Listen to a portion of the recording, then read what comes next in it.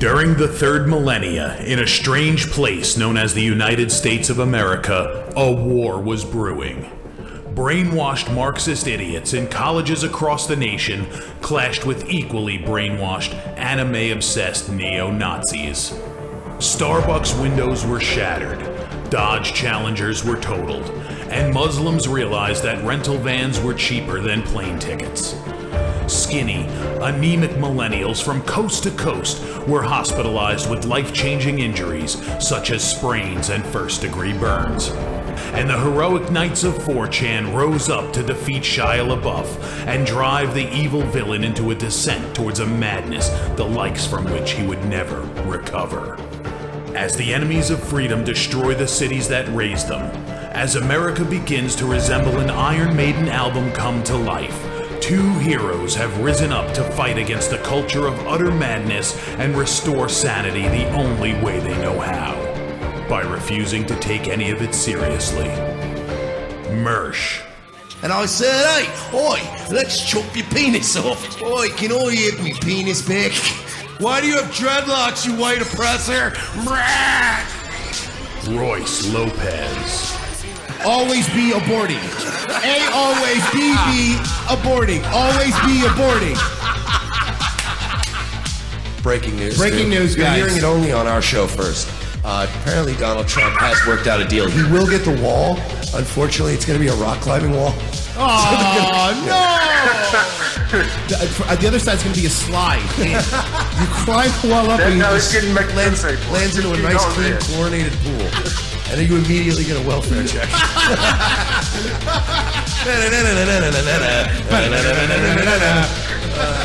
A. Oh, shit. He was a boy, he went to girl, now he wants to be a boy again. Oh, God, just stay a girl if you're going to be this indecisive. I think Caitlyn Jenner's a handsome woman with a great penis. Look, I'm not saying there's anything wrong with trannies. I just don't want to put that one's cock in my mouth. Bound forever by their mutual love of smoking marijuana, Simpsons references and affection towards Alex Jones, these two men have joined forces to bring you uncut news and opinions directly from the belly of the beast. Saving Western civilization one childish dick joke at a time, here they are, your new heroes of the Imperium, Mersh and Royce Lopez. Folks, we are live, despite the fact that you probably did not get any sort of a notification to that fact. That only happens when you're throttled. Yes, it's the show with more integrity than Milo Yiannopoulos, and with hosts better looking than Laura Loomer. Ooh, wow, that's not a high bar. Well, look, I didn't say I was going to set the bar high, but I'm not lying. No, That's you're the not. important thing. That is factual. Live from the Port-au-Prince Blood Bank, it's your favorite right-wing comedy show, Revenge of the Cis. I am Mersh, a.k.a. a good-looking kid who gets a lot of tail. With me, of course, Royce Lopez. I got hoes in different shitholes. That's me. That's correct. In every Caribbean shithole, I have a hoe. I will not sleep with them because of the AIDS thing. Yeah, they mostly just do favors for him, give him money, right, drive him around the island, but he will not touch them. No, I mean, I won't even shake their hands. They won't even, if they try to kiss him, he actually Heisman trophies them hoes. It's to their face. Right in the face. Yeah. Sometimes I take Matumbo with me, so he just pushes him to the ground and goes, not in my house. No, not today. Not today. So, we got a big show today. We're talking about our boy, Daddy Trump. Is he pissing people off? Yeah, and we will get a very special phone call in the second hour regarding our buddy. But the phone call is a secret. It's an open secret. It's an open secret. Who's going to be calling in the second hour? In the second hour to talk about our little exchange with the... You think they got it, or you think they're stupid and they didn't get it? It's the guy from An Open Secret. Okay, now they got it. They got it now. Yeah, we're good. Okay, perfect. Was that a good hint? That was a good hint. So yeah, Gabe Hoffman, producer of An Open Secret. We were back and forth a little bit last night, as we are in very close contact with those guys. At least once a week, we'll have a little back and forth with them. Gabe seems to be a late night guy like me, so we tend to chat. But this morning he reached out to Royce, and he's been kind of. He already knew who we were. I kind of followed the show, but when he heard that Benza stuff, man, he's like, "Oh, let me fucking tell you about this guy." So we're like, "Hey, Yeah, we got some Benza information. Call the show. Second hour. Let this be a reminder to you. Don't tell me to calm down. Do not tell him to calm down. Don't tell me to calm down. Yeah. And by the way, when you see all that social media promotion and all those embedded videos with thousands of views of AJ Benza slipping up on the air, remember, I'm usually the one that cuts up the clips and puts them online. It is, Mike. Okay. Don't tell him to calm down. It even annoyed me to the point where I'm like, this son of a bitch. Like, I've just been spending so much time going, I'll fucking destroy you. Well, what it is with me, like, don't get me wrong, Mike and I absolutely get on each other's nerves, of course, off air, because I mean that's how it is. However, divide and conquer does not work here. It really does. So take that shit somewhere else. No, and it's, all right, and plenty of people try. Yeah, you guys know who you are. It ain't gonna work. Yeah, sorry. So cut the shit. But yeah, it's one of those things. Oh, Mr. Smiley wants to remind you that AJ Benza, I'm doing you a favor. Yeah, I'm doing you guys a favor. Well, I'll tell you this. I got a tweet from Gabe from an Open Secret, from the official Open Secret account last night with a picture, a screenshot of AJ Benza's numbers on YouTube. And let's just say you didn't do us a favor, pal. Yeah. Okay. I was pointed out when I said in a couple months we'll have more numbers than you. I was informed that you already do. Yeah. The biggest mistake Royce made in that entire exchange Was assuming. was undershooting our level of success as opposed to yours. Like, I get it. You were on E, a bada boom. But it's like Royce said, you were on after Stern. Yeah. Like, they could have literally put a picture of a homeless person, I think a video of a homeless person shitting in a pizza box on 7th Avenue in New York City. Opie wouldn't do that show, I don't think. Another not someone who looks and acts like a homeless person. I got it. Doing a pop-up video. It's a prank. Yeah. I'm shitting in a pizza box. It's a prank. Mike and I are thinking of maybe showing up somewhere where he's taking his food and just jumping on it. Yeah, you know. I think it's fun, right? Just turnabout it's a fun little prank. Turnabout is fair play. Fun little prank. So, what were we talking about? The other asshole. AJ, yeah. We have some stuff about him in the second hour. It's going to be fun. It's going to be real fun. You are going to eat those fucking words about James Franco. You think I brought up James Franco the other day because I wasn't pretty sure about what was going on? I'm not a fucking asshole. I understand Royce and I play the game. We say allegedly a lot of times. We cover our bases legally. But I dare anyone to go back the 62 episodes that we've done and find any information we've ever given, even when we say allegedly. No, that's the Jews. Well, I know. But, okay. But I dare you to find anything from months ago where we've turned out to be incorrect yet. Yeah, not yet. Because, even when we say allegedly, we got to be careful.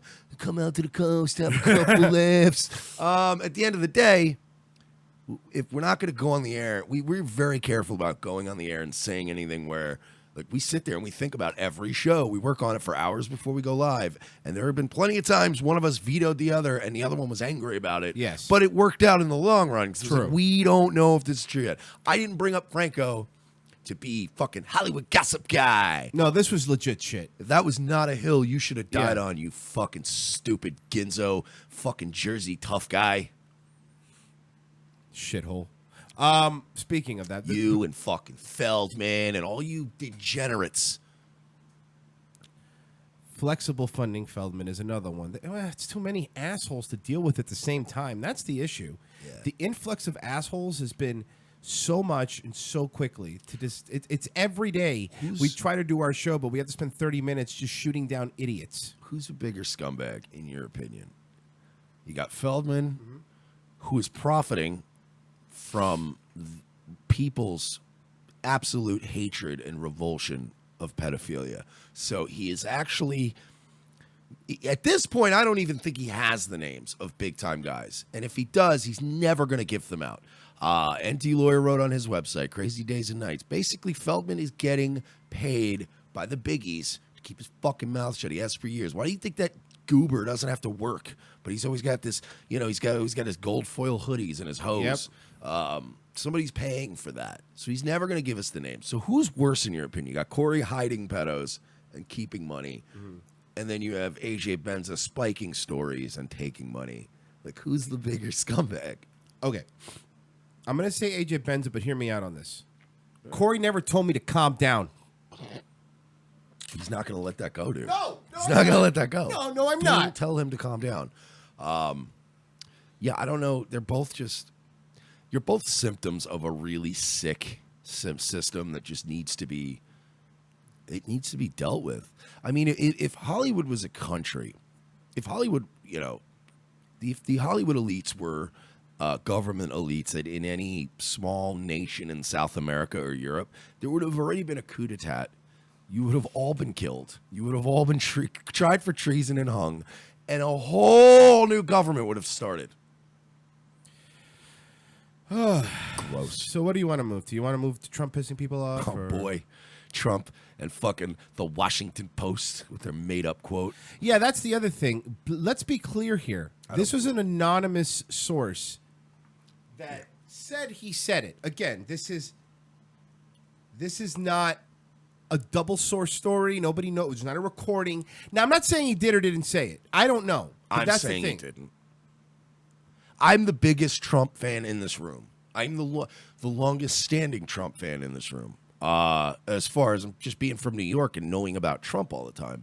I hated his TV shows, but I was one of those guys very early on the Trump train where I was like, yeah, let's just fucking do this, even if it's a disaster. But yeah, were you in it to turn the wheel and just see what happens? Yeah, at this point, he's a total outsider. Let's do this. Never as an outsider had so much momentum. And so I was in with Trump. I have read a lot about Trump. I have studied Trump. Trump is, I understand that when he speaks in public, he uses very simple language. He comes off like a guy who's not super smart. A simpleton? But he is speaking to his audience being America. You people are fucking stupid. He understood that to basically get himself out there and to ingratiate himself to his base, he needed to simplify it a little bit. That being said, he is, even at his crudest, when he's really lashing out on people on Twitter, he is not a man who generally uses crude language. Say whatever you want. Oh, my nuke button's bigger. Like Rocket Man. Like, he's a dick. But Trump, I just don't see him, even in a meeting like that, being like, why are they coming from these shitholes? There's some breaking news here. Did you know that Dan Harmon was accused of something? What? I'm sorry. Someone just, that's why you saw me doing it. Someone was sending me stuff saying, have you seen this? Dan Harmon explains exactly how he harassed a female writer in the show Community. Oh, yeah. He came out. He front-lashed. He's one of the guys who front-lashed. He came out a few weeks ago and was like, I'm part of the problem. And then, like, he thought that would just diffuse everything, and then one of his old writers came out and has been saying that he's been, But the stories I'm hearing about him don't sound to be, like, widespread. And it sounds like Dan Harmon's just a good-looking kid who gets a lot of tail. Don't say that. You don't want to Benza that He's one an up. innocent guy. These broads, they're a bunch of hooers. You can't believe these coozers running around, sucking everybody's dick and everything. A bada bing. Oh, you fucking asshole. Yeah, so everyone's pissed because shithole countries are shithole countries. I was just in Haiti, went on a cruise. And mind you, I went to nice Haiti. I went to Labadee, Haiti, the one that Royal Caribbean owns. Even there, when you go into the fucking market where they allow the people to sell, it is a fucking terror show. Has nothing to do with race. This is the experience you have. If you go there with women, and I went there, I happened to be on the island with my wife and two other females. So it was me, 2 other females, and 2 children. So think about that. Everything's fine in the Royal Caribbean side. When you go to the part of the Haitian market, first off, they're going, hello, pa, can I talk to you? Can I talk to you? And then, trying to pull you into the market. Once you pull into the market, it is a slew of and I'm not talking about like construction workers. Hey, sweetie, if you let me get some fries with that shake. It's not that. They were literally offering the women if they will give them things for free if they let them lick their pussy. Not like hey, in a smooth way. That's what you deal with there, right? And they're brutal. And they try to pull you away from the other people. They're not nice to their own people. And by the way, that part of the market's also where the fence is. So you could look into Haiti. Haiti's not a pretty place. Even the Royal Caribbean put, I want to say, hundreds of millions of dollars for that island. And even with that, it's still terrible because you're still in Haiti. Yeah, there's just a general malaise in certain countries. Like, and this is why I don't understand how much foreign aid we give out, because it just gets pissed away. You know, you can give $100 million to a Haiti or an African country, and it's not going to. Next week, it's going to be the same place. Yeah, because number one, it's super corrupt. The money doesn't go there. Somebody argued with me when I said that. Well, Haiti is kind of a shithole, which I said it is. All right, I know Haitian people that are very nice, but Haiti as a country is a shithole. Period. It's what it is. And I've met, dude. Trust me, I know plenty of Haitians. When I lived in Miami, I knew plenty of Haitians, and they all would have told you Haiti's a shithole. Yeah, and I know they didn't pop over here. They didn't run here to escape some utopian society where it's beautiful there. Everything's perfect. And some fucking leftist idiot goes, West Virginia's also a shithole. I go, hold on a second. The poverty rate in West Virginia is 17%. The poverty rate in Haiti is 60%. The HIV rate in West Virginia, I think it's less than 1%. Yeah. HIV rate in Haiti is per capita, I think is, if you exclude Africa, the continent Africa is the highest on the planet. Yeah, if you pulled a gun on me and said you have a choice right now, we're dropping you off to live the rest of your life. You have Haiti or you have West Virginia. Yeah. West Virginia. Fucking singing about the mountains of West Virginia as I packed my shit. Yeah. Well, I'll make the best of it. Don't listen, man. It's the reason that Haitian people are putting 50 people in a tiny raft and trying to come over here and dying is because the country fucking sucks. The reason that the Dominican Republic has a fucking really strict border policy and doesn't let them in, even though they're on the same fucking island, is because there is a problem. There is a culture there that is really, really bad. It's sad. I feel bad for them. I know it's bad. Dutch, my co-host for many years, used to go to Haiti and build with his church and build homes there. And he'll tell you it's a shithole. And you'll go back the next year and they're torn down and ripped apart and copper's ripped out of the wall. West Virginia, 99.9% of people, these are stats, have power and running water. In Haiti, it's about 10%. So don't come at me with that shit. Yeah, 10% of Haiti, there's some wealthy people in Haiti, control that entire country. The government is worthless. It's a fucking banana republic. And it's a bad country, and it is a bad shithole. Yeah, you know what? That is a statement that is true. I do understand that anybody, even Haitians, if they do the fucking paperwork and come here legally, I'm fucking all for it, man. Do it the right way. You have a skill. You have something. No issue. But to sit here and act like Haiti's not a shithole, I'll tell you what. When I donate blood, it asks me if I've been to Haiti in the past 5 years. It doesn't ask me if I've been to West Virginia. That's a fucking problem. All right? Although we're not ruling out that it maybe should. It should. Been in West Virginia. But I'm just saying. You know. Yeah, it's total hypocrisy. The cognitive dissonance is hilarious because it's like, okay, well, on one hand, how dare you call Haiti a shithole? And on the other hand, how dare you try to send these poor people back to that shithole Haiti? I know. You don't win. It's like, if it's so awesome, why are you fighting for them to come here? Yeah, why don't you go move there, Dianne Feinstein?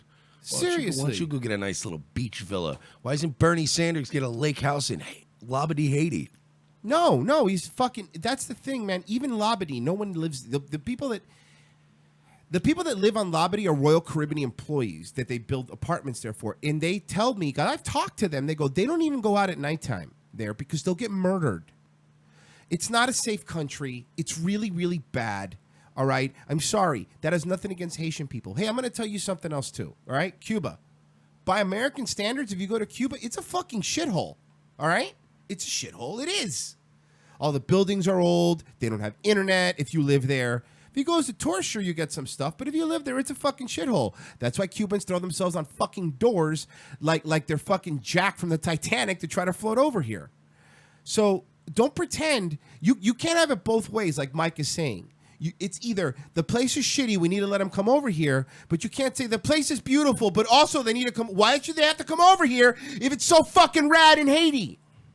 Even Wyclef stole their money. And the Clinton Foundation. Let's not fucking forget that. You fucking leftist idiots. The Clinton Foundation literally stole money and built shacks. And they said they were going to build homes. Look it up. This is real. And traffic children. Right?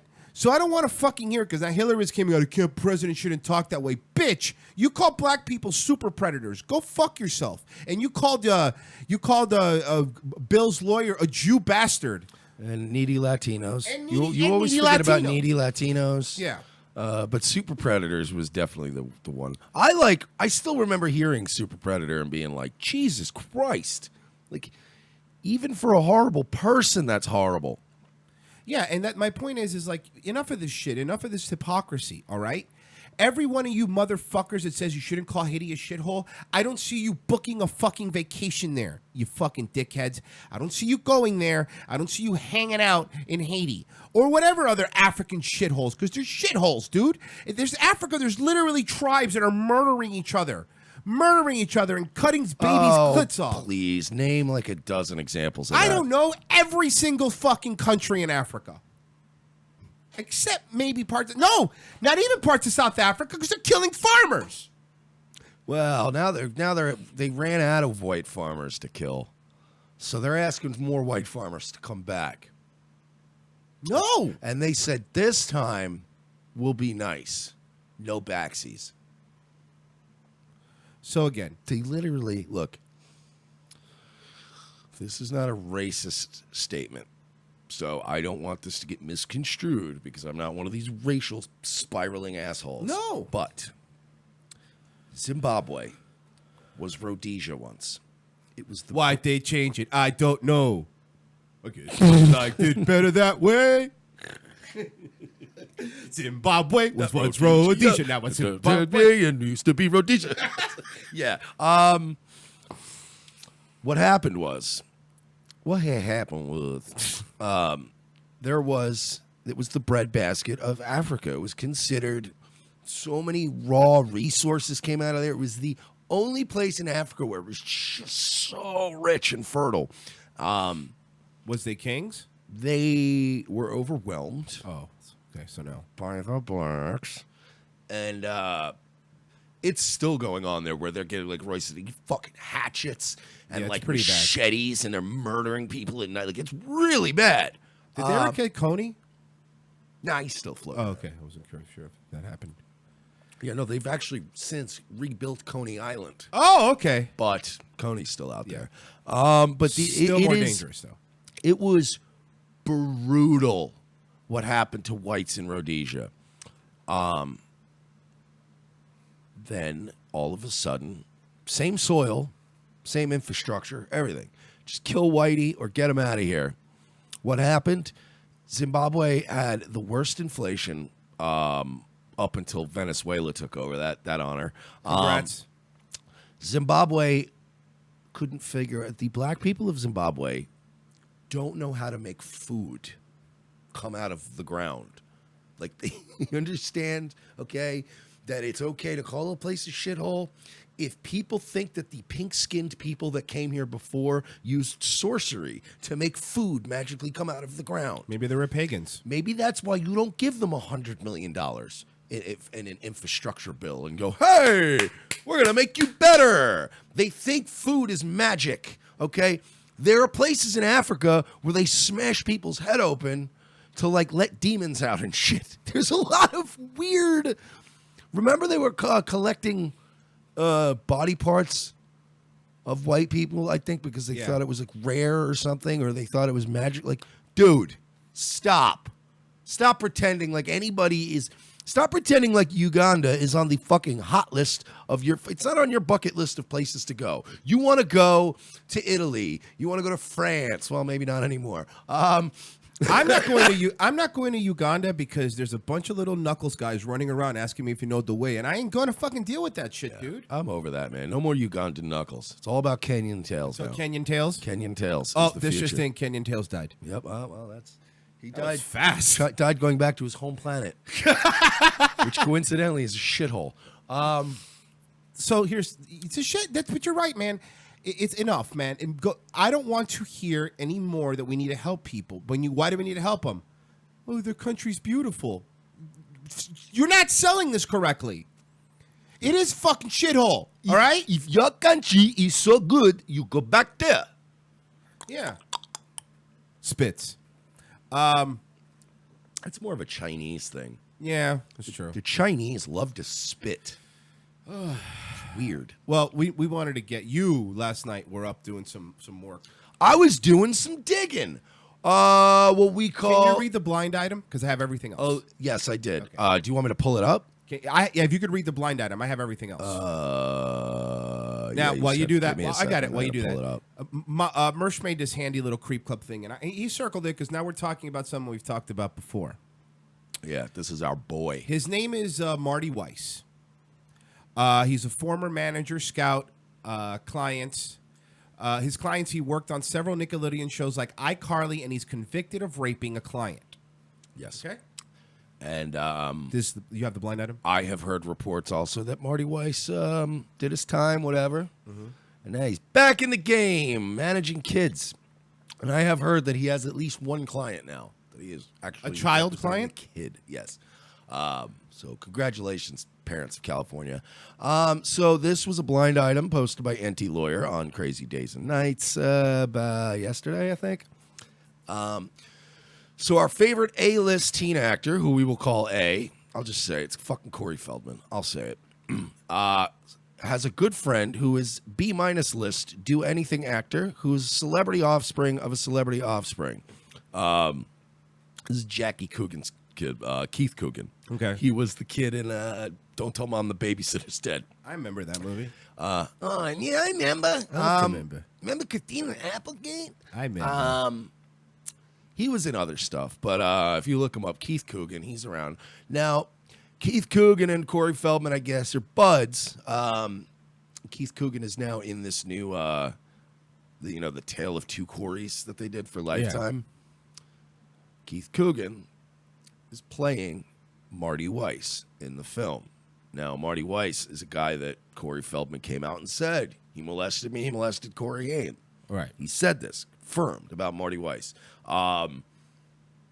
Keith Coogan, as I said, he's on this new Tale of Two Coreys. He plays Marty Weiss. According to the blind item, Keith Coogan is really feeling the heat from the public this week. It turns out that someone, Marty Weiss, accused of doing something awful to A, Corey Feldman's best friend back in the day. It's Haim, obviously.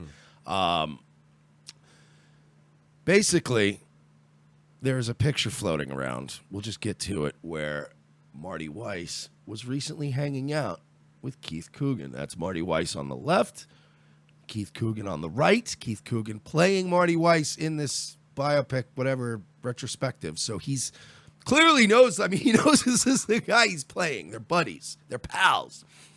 That is the stupid, the little hand sign that the Coreys always talk about that they used to do. The internet's freaking out about this right now. First of all, why is Marty Weiss back in the game? He's convicted of raping one of his clients. That's a fact. Yeah. Okay. This is fucking beyond me. And if you look back, there was another picture I sent you. That's the older one. That's from years ago. From what I know. What's up with this necklace? I don't know, man. Listen. Here's something I'm going to say. Again, at this point, I think he's trolling Pizzagate people when they wear these weird satanic necklaces, because that right there, that's a dog whistle, right? Like, that's like, oh, Illuminati confirmed. Like, that's a satanic. Like, I don't even know anything about it, but watch. I'm going to do my spin right now what Pizzagate would be saying. You ready? All right, clearly when you see this picture, all right, first off, check this out. If you look at the way that they're standing next to each other, that forms a triangle. Look at their heads there, right? Okay, but now look at that necklace. That's the necklace of Serpentine. He's actually the god of child rapists, right? And if people that wear that, they're known child rapists, and that's also a big sign of spirit cooking. That's why he's wearing a red shirt. There you go. There it is, folks. But again, wait, he's wearing it here too. That's what I mean. I thought you noticed that. That's why you were saying it. That's like his logo. I don't. Anyway. So he's still working. He's still currently working in Hollywood. Maybe it's a medallion that gives him significant ancient child raping powers. I like that. You know, like yeah, makes sense. Yeah, totally. It's It's like if Marty Weiss were like an RPG character in an old Final Fantasy game. Maybe it gives him stat boosts. Yeah. Oh, that's I what don't it know. is. Yeah. Certainly not upping his charisma stat at all. But anyway, fucking, I can't even say it. Oh my god! I wanted to make. I wanted to call him the old Patrice. Description of a Jewish guy, but you the can't. name, and I can't anymore. Not in this day and age. No. But anyway, old Marty Weiss. This is them hanging out a couple years ago, and then as Roy showed you the other picture, this was like this week. They were hanging out at some convention, or it was some kind of a Hollywood related event where a bunch of people were at, and I figured this out actually because last night. While I was talking to Gabe from An Open Secret, it's like one of those things where you're like, all right, it's like anybody you talk to on social media, usually you start stalking their profile while you're chatting with them. And it was one of those things while I'm talking to him, I click his account and I'm like, wait a minute, he's fighting with this Keith Coogan guy. And I was like, I remember him. He was, don't tell mom the babysitter's dead. And then that's when I started going through this whole argument on Twitter last night. Where they were back and forth. Keith Coogan has come out and said, like, oh, I didn't even know he was going to be there. And there's I have a comment just in from AJ Benza. Marty Weiss is just a good kid who is getting some tail. Look, he's a good-looking kid. He takes a kid to a ball game. He cuts a hole in the popcorn. You know what I mean? Boppity boopy. But this is, so this was a recent photograph. Clearly, I don't know if they're taunting at this point. I mean, because that's like, look, Corey Feldman's making money. How long did he go to jail for? Marty Weiss? Yeah. He's convicted. I'm not even entirely, it's California. I'm not even entirely sure he probably did any time. Knowing that fucking degenerate state. I don't know off the top of my head. That's okay. But if he did, I know it was a minimal amount of time. Right. But, I think he's obviously a registered sex offender and all that.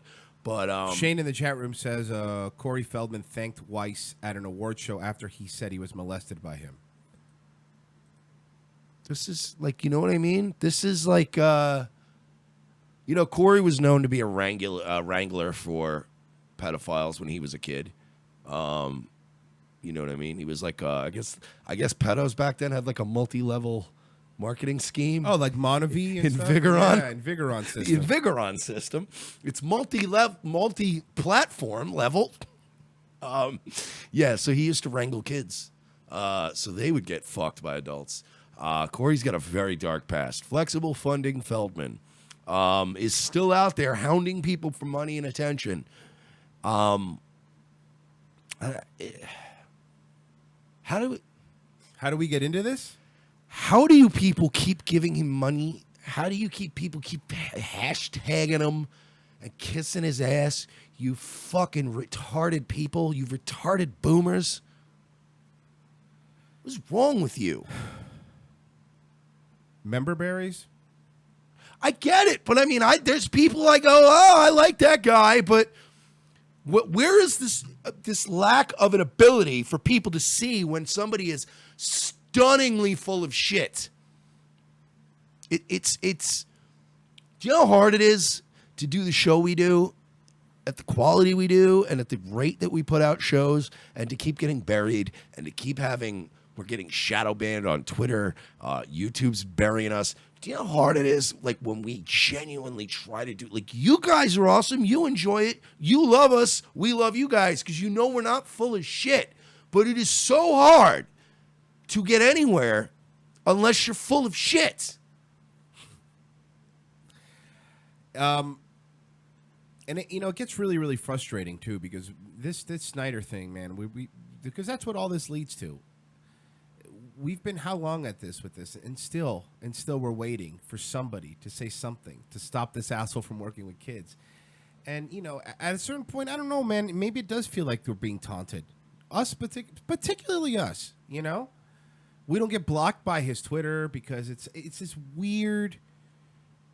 I've heard reports. Game. I've heard reports of that in the past that fucko has taunted people before. Directly, you know what I mean? I don't know, man. Shit of ours got flagged, then suddenly, boom, there's no traffic anymore. It's And a bunch of more reports every day we get in our Discord, people telling us they took my Schneider video down. They took my Schneider video down. Yeah.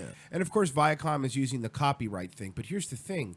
You could look on YouTube and see those same clips, but not in the context of he's a foot fetish. Seriously. And they're up there, and it's fine, and Viacom lets them do it. What that means is, and we've seen the pictures of it, Viacom is manually going there and reporting them and deleting them. It's not in an algorithm. It's not catching anything. They're going in there because it's negative to Dan Schneider.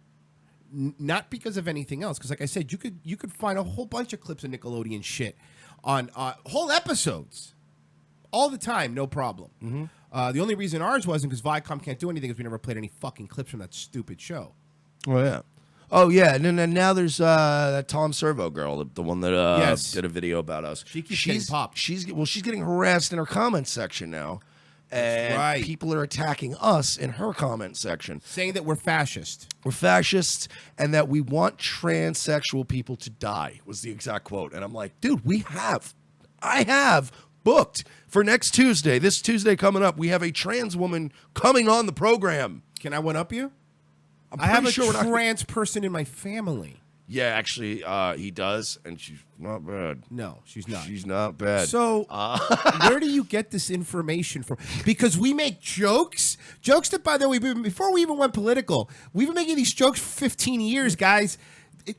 Now we're fascist, you idiots. You fucking retard. And then you know what's the worst part is? Now you're blowing it for us. Yeah. You're out there tattletaling on us in the fucking comments section. We were going to have this trans person come on. We were going to murder him on the air. Yeah. And now we can't do that. Thanks. Bit ruiner. Thanks a lot. Thanks a lot. So I guess we're going to have to think of something other than Tranny Killing Tuesdays because that was a whole thing. Wait. This just in from AJ Benza. Blair White's just a good-looking kid. he gets a lot of tail. You fucking idiot. I think deep down Ben Shapiro wanted to tap it. Mm-hmm. Mm-hmm. I think Ben Shapiro was. I watched. They demonetized it. I saw they demonetized it. I was watching video. it though, and I could read it in Ben's eyes. That Ben was like, "Damn, this is a bad bitch, though." Yeah. I'm not gonna lie. Blair White could get it. But yeah, there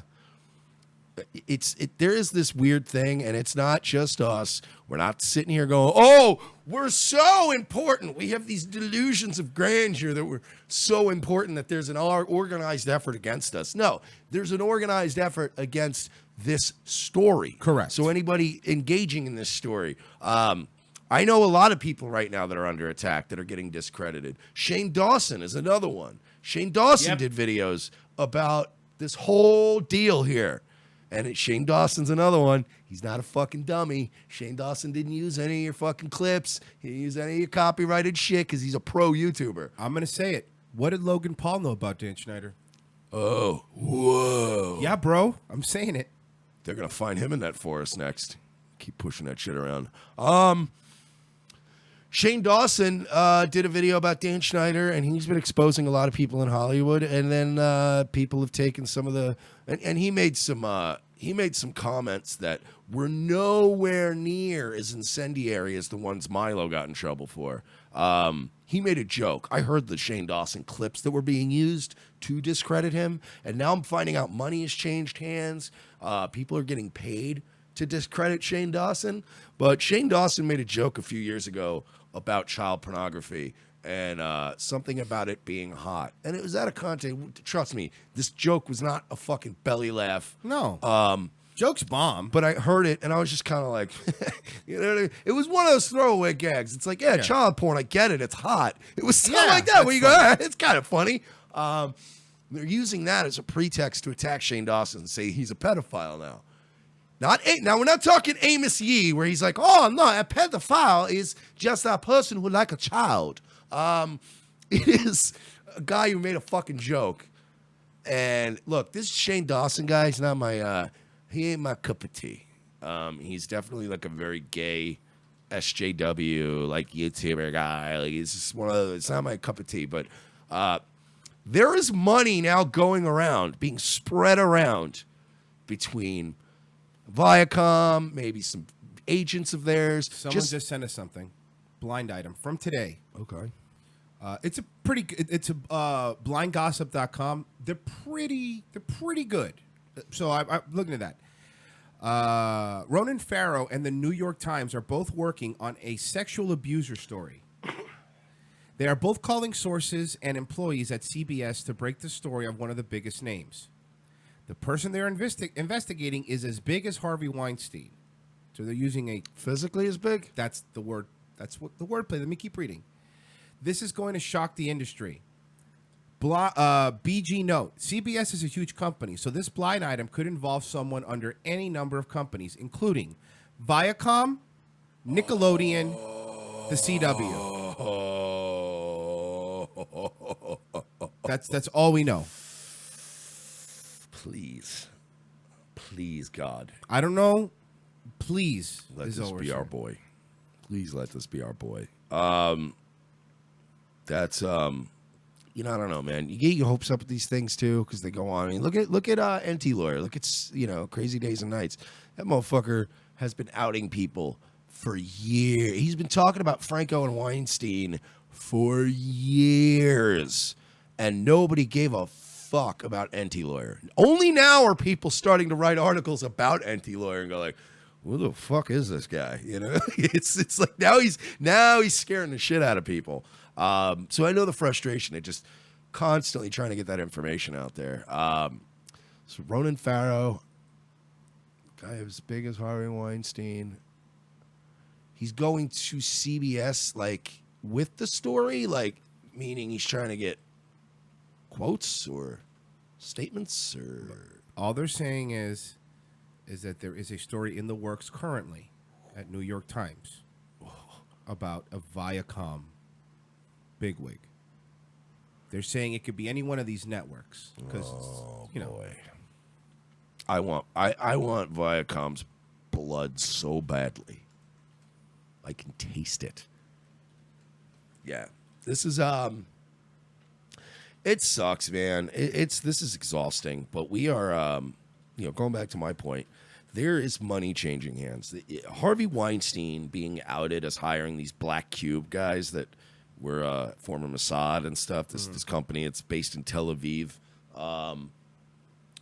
It has already been proven that there is a lot of money in covering shit up, and that could include, and I'm not saying it does, but it could include paying YouTube to say, look, this video, and that's so much. Yeah, no, you're right. I mean, remember something. You could buy right now on YouTube. You could watch full episodes of CBS shows and other shows. You could pay for it because remember, YouTube is getting in the business of TV channels where they're going to be offering packages like a lot of companies are doing, where you could buy a la carte. YouTube is doing the same thing. Not YouTube Red, but they're coming out with something called YouTube TV, and that makes a lot of sense. I don't know if it's true, though, because we're not these fucking conspiracy guys. But I don't know, man. I think I got a little bit in me if I want to do it. Like, all right, here it is, folks. The globalists, what's happening is we're connecting the dots. And look, I'll show you right here, folks. We've got the documents, and I'm not going to show them to you, but we've got them here in Austin, Texas. And these creeps over here at Nickelodeon. Getting my fucking impressions mixed up. They're out there. They're diddling kids' feet. They're wearing satanic chains. If you see this Marty Weiss guy, he's got this Masonic symbol. It's a Freemason symbol around his neck, and that symbol's been around for 400 years when they came over on the Mayflower. And as everybody knows, Christopher Columbus had the Nina, the Pinta, and the Santa Maria. The Pinta was actually just full of child sex slaves that they would marry off to the Native Americans in some sort of a satanic witch-binding ceremony. Pedophilia is the new counterculture. Thanks for having me on, Alex, so you can talk over me the entire time. Have you seen that video? Yeah, you were telling me about it. Oh, it's the funniest video ever. It's just Alex Jones literally talking over his guests, and it's really, the guy who did the editing is amazing, but there's just, you're out there, and you're telling me you've been reporting on pedophilia out there in Hollywood, and how's that working out right now? How's your investigation going? I think I have it. Oh, this thing, it's great. And the guys will just be like, well, I just said it. Well, yeah, because these people Is it this one? Yes, yes. This is it, folks. You're in for a treat right now. Like, hey, sweetie, how you doing? I'll say to, like, waiters come over, how you doing, darling? Yeah, you can't. And like, Northerners go, what the hell? That woman just called you darling. Yeah, you can't say darling. That's what you do in the South. You can't even. And these are women on Facebook we don't even know knew him. And then he's, of course, denying it all, I should add. Well, no one's. You just know this is the next for everybody. This is it. I But love this man. they make it so uncomfortable that if you're with your kids at the park, you're not supposed to talk to other people in their families. This is from if you're a one mate. segment. But then, meanwhile, they allow the sexualization of children. Yeah, it goes on and on and on, and that's how the new world order is coming about. And pretty Well, soon, come back and join us soon. Saturday Night hits the Live, the table big so much. bellwether, the canary in the coal mine that killed its ratings going after Trump and all their lies and calling me racist with no proof. Alec Baldwin, Alex Jones, very racist. Darren, what do you make of this? These guys are funny. I'll admit, a lot of. And I do too, but why won't they let us escape? So they can't just be anti-Trump all the time. It's killing the ratings, and but it's the globalism. But look, you got a stack of articles there. Give us some of those headlines. I'm going to play this. this one is pretty huge. I don't think you've seen this one yet. This article only lasted for 24 hours. And they pulled it. I saw it. I saw it today because it showed that basically it was Hillary. Yes, the DNC and the Clinton campaign. And what's incredible is we've got to watch this and keep track of it because that's where the propaganda is. And people like, that's where they get. You've been saying that for the 7 years. Okay, He's the best. this is fucking amazing. If you told me that he was doing a bit, I would believe it because it's just so egregious the way he does it. Let's just do segments of him. I do not love that man. It is something to see. He's the, anybody who hates Alex Jones, and I get it, if you're a left winger, you think he's a nut, whatever. You cannot tell me that Alex Jones is not a lovable nut. He's Absolutely. Like, we've criticized him so many times on the show for being a shill, for selling his sawdust pills and his fucking shit for money and being just hawking his shit all the time. I get it, but God damn it, man, he is just like your lovable, racist, crazy old uncle. He's like one of those relatives you look forward to seeing in the holidays. And like, I got to deal with all these people, but Uncle Alex will be there. I would love nothing more than to see Mark Levin and Alex Jones try to do a show at the same time.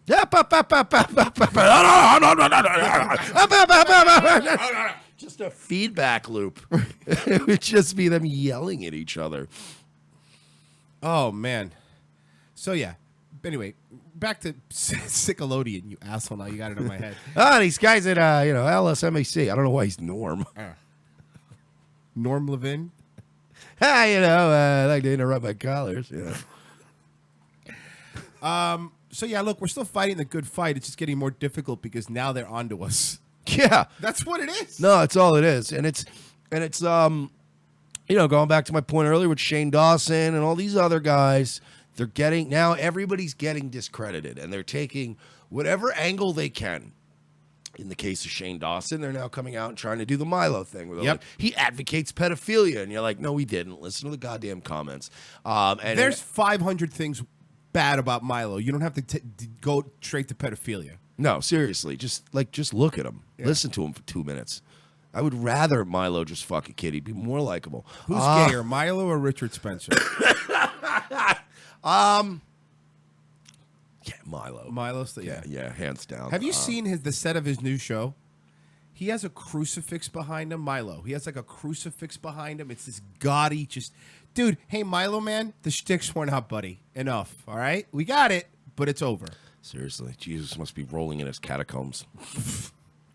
But yeah, so they're discrediting them. They're discrediting us.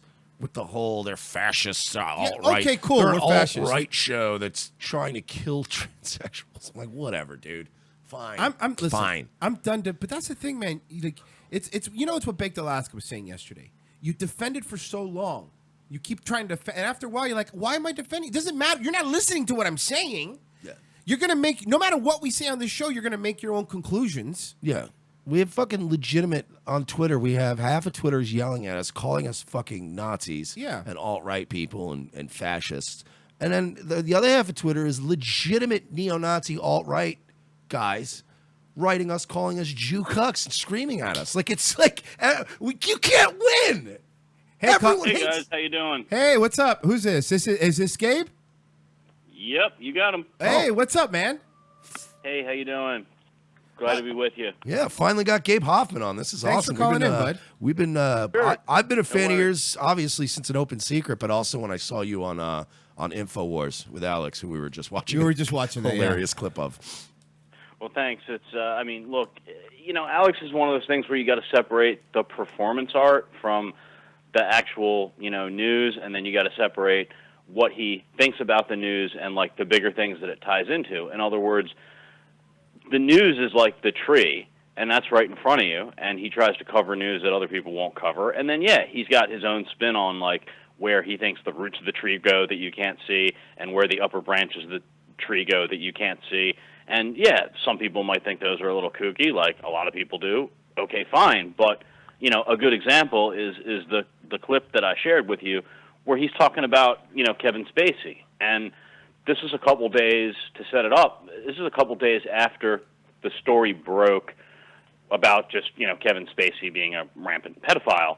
And Kevin Spacey's brother went to a newspaper in England and said, like, hey, our father was a child rapist Nazi. And that's kind of a big story. But the U.S. papers, you would think, would all have reported on it, too. It should have been huge news, and it wasn't. So, he covers it, and if you choose to play the clip, he's got a really funny, demon laugh about it and all that. And, that's performance art, but he is reporting on, like, real news. Oh, So, no, absolutely. you just got to categorize the guy. We Alex Jones is mentioned in our show's opening intro. Like we are both, trust me, avid fans of Alex Jones. We goof on him just like anybody else, but it's he has legitimately. I always throw the frogs turning gay from all the contraception in people's face every single time. He was right. I was like, see, he was right about that one. I always bring up the frogs turning gay. I'm like, well, he pulled that one out of his ass like 3 years before it was in the New York Times. So we bonded recently over our mutual pal. AJ Benza, our bud. Sure, and if you'd like me to fill you in on a couple things that you guys were talking about a few minutes ago, I'd be happy to, starting with the Marty Weiss medallion. Oh, please. Oh, please. I thought you might like to hear about that. So, believe it or not, that is not a conspiracy theory, and I give credit where credit is due. I had checked in with Biz parents, and for those of you who've watched Open Secret and Open Secret, you'd know that basically, Biz Parents has been around in California for 2 decades trying to help protect kids in the industry, and they had a tremendous amount of the background research that made an Open Secret. An Open Secret would not have happened without Biz Parents. So I had checked in with them on some of the recent Marty Weiss stuff, which we could get to. And so what is in that medallion, if you look at it a little more closely and you zoom in on that image, are these 2 infinity shales, and they're related to a film. I don't remember exactly what film it's in, but it actually is a sort of pedophile symbol that pedophiles like. I mean, it's a creepy-ass looking medallion anyway, but it actually, in that case, it actually really is something. It is weird that he's wearing outside of his shirt. I will say that. Like, Yeah. when you wear a necklace, especially if you're wearing a tie, you wear it underneath, right? Like, it's weird. It's kind of showing it and he's off. wearing it in every picture. We that's why we focused in on it. Like we made a joke, like it's conspiracy, but we I really didn't made the reali- joke based on the fact that it is a little weird when you wear something that glaring. Like it there has to be some symbology to So, it. and what it is there's a film called Never-Ending Story, and Oh, yeah. I'm sure you've heard of it.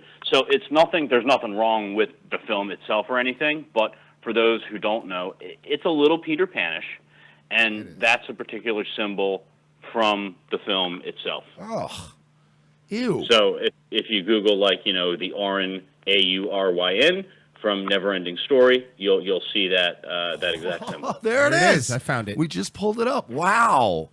That is fat. Like that is really fat. Now, why is this such a? Why is their culture out there such that a guy like this can just keep coming back? Like I hear he's representing kids now again, possibly. We're not really sure how, and Biz Parents isn't really sure how Marty Weiss is making a living, as it were. But I'll fill you in on a couple of the items. So, Keith Coogan did, give on Twitter what the location or what the event was in the second most recent picture. And he indicated that it was the Hollywood Show in April of 2017. Now, what the Hollywood Show is, if you look it up, is it's basically a bunch of sort of, past their prime actors, if you will, who all come to a place and then they can sell autographs and sell pictures, and fans can come up to them and all that. And actually, it's kind of really sad because there's all these stars that you look at, and they've got like an airbrushed picture from like 30 years ago, and then you see the actual pictures from the show and all that. That Hollywood Show takes place at the LA Airport Hilton, and I did go and look up and confirm based on the background in the picture, and then based on public pictures of the ballroom at the LAX Hilton, that Keith Coogan is telling the truth. That is where the event is, and that's where it took place. Yeah, but it does seem, I don't know. He did seem to act like, oh well, I was totally rebuking the guy, but this photograph doesn't seem like he doesn't look very uncomfortable. No, not at all. They look like they're pretty good pals. That's a whole nother set of questions to it, and people are going to have to ask questions and get into it. We saw the photograph, the two photographs originally got posted in the comment section on one of our posts on our Facebook page, and so we were like, okay, wait a minute, this is the convicted pedophile from our film who did 6 months in jail for, raping Evan for years and years. By the way, Evan had just went on Dr. Oz the other day, and there's a clip of him on our Twitter, which was, amazing, and Evan's, very brave to do all that. And yeah, Marty Weiss, by the way, he pled guilty to 4 counts, 2 counts in each of 2 different categories in 2012. He got sentenced to a year and a day in jail. By the way, he served 6 months. That's laughable. I mean, the fact that he pled guilty to basically ruining a kid's life, and he gets a year and a day and serves 6 months. That there's a problem there. That's a problem, right? Yeah. The lack of mandatory minimum sentences for convicted child sex abusers in California is just mind-boggling. I mean, and not even to get all political about it, but California is, I think, one of the top 3 states in terms of the taxation, the percentage of sort of state GDP that the state takes itself. And it's like, of all the things you could spend money on, you would think one of the first things you'd spend money on is keeping child molesters in jail. Yeah. And I guarantee you that there are guys serving more time right now for selling an 8-ball of Coke to an undercover cop in a bar, you know what I mean, Yep. than this guy. And that's like, it really creates no sort of, I don't know, deterrent. Yeah, that's you know what I mean. Like, yeah. if you have this horrendous, it's a freaking revolving door. Yeah, if you have this horrendous pathology and this urge to be a predator towards children, I don't think knowing you're going to go to jail for 6 months is going to stop. I know people that go, look, if I don't stop doing drugs, I'm going to go to jail. And if they know they're only going to do 6 months, it's not much of a deterrent. Yep. To overcome an urge like that. That's just what. Oh my God, just makes me angry that there's no. Everybody's fighting over these laws that don't matter, and we can't agree on this. Yeah, and Gabe, I got to tell you, man, we respect you because we've just this is going into this stuff is kind of new for us. We get into it with the whole Dan Schneider thing. How do you keep it together? Because sometimes it gets hard for us anyway. We're like, this is disgusting, and nobody's paying attention. Well, it's really weird. I mean, and not to go into the whole background, but the quick background is that I was just supposed to be the anonymous hedge fund guy who, I've been blessed, I've been successful. I had a nice, normal childhood, thank God. And when this got presented to me and the research got presented to me, we paid for the research to be done. Our co-producer, Matt Valentinas, told me he felt like there was a big pedophile problem in Hollywood. No documentary was ever made. Couldn't believe it. Got the research done. The film company did some. We hired some private investigators. We had a ridiculous amount of research come back, and I'm like, okay, write the check, get the film made. I was just supposed to be in the background, and then come late 2014, early 2015, and the news stories are out there. Our director, Amy Berg, she did violate her contract. Every film contract has a standard clause that says director will make best efforts to promote the film. She refused to do press. The press didn't want to talk to me at the time. And then when we made the movie free in October, press started finding me because millions of people started watching it. And I guess based on being on Fox Business on Monday morning and giving everybody, Thursday's news about James Franco's little, acting school, I haven't done all that bad with the press and kind of learned what I'm supposed to do. But that's kind of the background and how I come at it, being in the hedge fund business, and I was the youngest hedge fund manager on Wall Street back in 2000 and age 23, is the research into this, like when we were going through the details on all the other stuff, it's very similar. You're looking for the truth. You're putting things together. So it's a research process that's analogous, and just like you would treat a stock, I guess you're able to treat it dispassionately. Don't get me wrong. It's still screwed up and it sucks, and it messes with your mind a little bit, but having a background to be able to emotionally detach from research, I think is helpful. Yeah, because you have, I will say this, I got to commend Gabe and their crew. You guys have displayed much better impulse control than we have sometimes on this program. In terms of... That's putting it so lightly. I'm putting it so lightly. I'm trying not to make us sound too bad, but I will admit that Gabe is very methodical, and he's not somebody who's going to say something unless, you know what I mean, he's got some kind of nuclear weapon or he knows it's coming. Whereas with us, we have kind of flown off the handle sometimes and been like, this son of a bitch is doing this to kids. Because we're kind of, we the one luxury we have is that we're not successful hedge fund guys. I dare Viacom to sue me personally. That would be hilarious.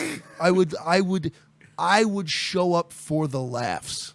Like, to be honest with you, with a pink suit from Suit City, exactly. Looking like a pimp. Something from the Steve Harvey collection, and I would just go for it. But you definitely, obviously, have a much bigger reputation, and you're getting a lot of credibility with your methods. So we have so much respect for you guys and the work you put in and the hours you put in, because I see you pursuing these cases. I mean, 24/7. It seems like you're. Do you sleep? Like, what do you do? Like 4 hours a night? Well, it's a little bit like a hobby, I guess. But what really happened is this.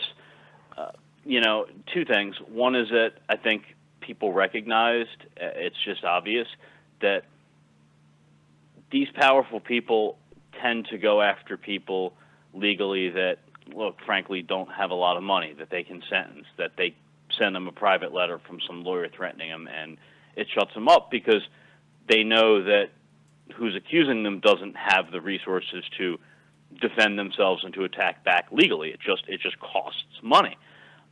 Well, we've had a film for 3 years now that's had over 4 million views, an open secret, and guess what? We've never been sued once. SAG once threatened to sue us because of that pedophile Michael Hara, who, by the way, was on the board. Essentially, it's basically a board of the Young Performers Committee, whose sole responsibility is to protect children. We expose them in an interview. They've got a minder there, and then the first thing they do is they fire him quietly. They don't tell any parents about it, and they send us a threatening letter, and we tell them to pound sand. And great, they never follow through. So any of these people that we expose in the film, and we expose a lot more important people than Michael Hara, as you know, they don't want to get into depositions with me. They know who our attorneys are in Hollywood. We have the best good guys out there, and they don't mess with us. They've learned their lesson, so they just stay away, and that allows me to do what I do. And what has happened since we made the film free, and millions of people have seen it, is victims start coming to us. They have trust and confidence in us. We've earned it. And look, that's something that is a burden. And if that's, not to get all religious, but look, if that's God's will or whatever, and these people are coming to us without us asking, and they're saying, hey, look, I was this or that, do something, then, yeah, we'll work behind the scenes to find a reporter who's maybe already working on that predator so that this brings them home. Or in the case of the December 6th story that was in The Hollywood Reporter, which involved Bryan Singer and his whole cadre, that speaks for itself. That's another one of those, and there's a bunch that we have in the hopper. So that's kind of how it's evolved, and it's not something that we're looking for. But when people come to you and you spend hours with them on just, crazy-ass abuse stories, and they're putting that in you for the first time, look, you got to do something about it. They inspire you with their bravery. Mm-hmm. Oh, absolutely. And I mean, you're gonna get inundated now, man, because this is your thing. You guys are sort of you're becoming like an independent agency, all of your own of information. We had that same problem even with the Schneider stuff. We started covering it. Our videos started doing very well, and then people started coming to us with more stuff, and that's kind of how we met you guys. And even with Jeremy over at Unsleeved Media, and we'll get into that later in the show, with this whole MagicGate thing, with these, Magic the Gathering tournaments, and the judges there are all there's a bunch of convicted pedophiles. He did the same thing. He put some information out there. The video did well, and then next thing you know, he just gets inundated with information that he sorted through, and it sort of becomes a full-time job in and of itself. Oh yeah, like I said, like you were saying earlier, I think Gabe just sits in one of those chairs like RoboCop with the screens are on, and he's just always taking in information. He's like the bad guy from The Watchmen. Yeah, he's watching 75 TVs at the same time. Yeah. Well, and you're pointing out, the stuff about AJ Benza, and look, that's important. I mean, at the end of the day, all of us, we stand on the shoulders of giants, right? That's a common phrase you've heard. Even like, okay, Thomas Edison was like the smartest guy ever to invent, the light bulb or whatever, and how hard that must have been, or how the first human being who ever drank milk is probably the bravest guy who ever lived. In a lot of ways, we stand on the shoulders of giants, and I stand on the shoulders in a lot of ways of Enti, and we all do.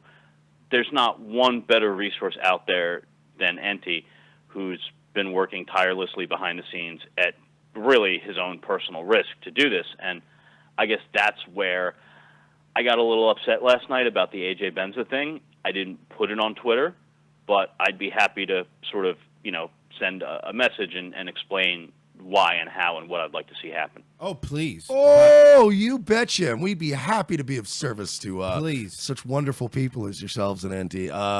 And you're absolutely right about Enti. He's like the Julian Assange of Hollywood kid diddlers. Like he is, you know what I mean? There are a lot of people that want a piece of his ass, man. Yeah. And like you said, it's a great risk to him, and it's a fair. Like I've been to that site. I'm on that site at least once a day. It's not.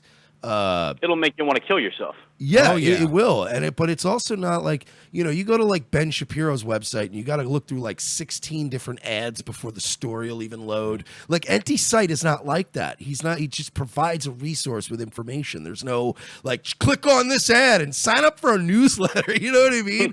and I think that's one of the greatest things that I respect about him. It's just a legitimate, look, I'm getting this information out there, as you said, much to their own risk. And really... And it sucks when you see people like Benza just helping to be a part of the problem and burying spike stories for cash. And how prevalent is that in this all this gossip journalism in Hollywood? The Hollywood Reporter and Variety and all these little rags that are they burying more stories than they actually print?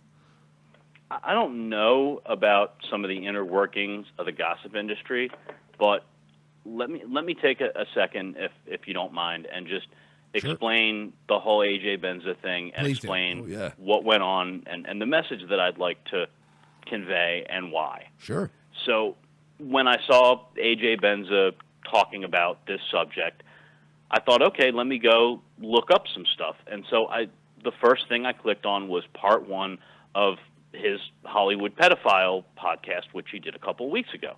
So I click on part 1, and something that he did in that podcast was not good. And I'd like to ask him here and now to take down the clip and edit it and edit out just a certain part. It's 15 seconds, and put it back together and put it up like he had it before. And the reason why is for like 15, 20 seconds in that part one of his Hollywood pedophile thing, he speculated on NT's identity. And he speculated with a name, like an actual person's name, who's a real person. Now, I don't know who NT is. I have no idea. And that's kind of the point. Right. I don't try to figure out who he is, nor should anybody try to figure out who he is. NT's been around for 10 years, and he's done more than all of us put together times 100 at great personal risk. You know, AJ talks about people who could make you disappear. Well, I don't think there's anybody that the bad guys would want to have more disappear than NT. So either AJ guessed it wrong, in which case he threw a name out there of just some Hollywood attorney who, you know, now could really be under like some severe personal risk. It's just it's not right. It doesn't help the cause, and heaven forbid he actually guessed it right. Then that's even worse. There's nobody out there that these people would like to take down more than NT and disappear permanently or whatever. So please, that's what triggered me to get after AJ a bit. I didn't say that's what it was. I'm saying it now, and I'm just asking politely for the sake of the cause to do that and to understand, just to be a little more careful. We can't be careless, reckless, and dangerous. I understand that his background is being a successful gossip columnist for 30 years or whatever, and that's great. But when we're dealing with child sex abuse in Hollywood and how it's one of the worst crimes known to humanity, and what the people who have committed those crimes, the lengths that they will go to silence that, it's scary stuff, and he needs to be more careful if he wants to help in the fight. So that's my message. If I went off a little bit on Twitter, look, I didn't call him a bunch of names. I didn't cuss him out. It ain't a big deal. Please just take down your clip, AJ, edit out those 20 seconds, and put your clip back out there. It's not hard, because you potentially jeopardize an innocent person's life, or you potentially unveil NT's identity. And either one is just a really, really thing to do that's not cool, and I'm sure you wouldn't want to do it. I'm sure you're a good person, AJ.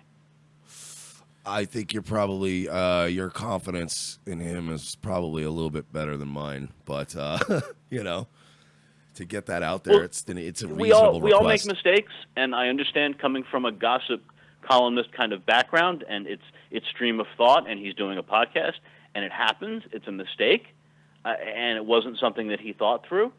So I'd rather take that point of view and have confidence in AJ's basic humanity to recognize his mistake and to do that. Take the clip down, edit it out, put it back up. It won't be a big deal to him at all.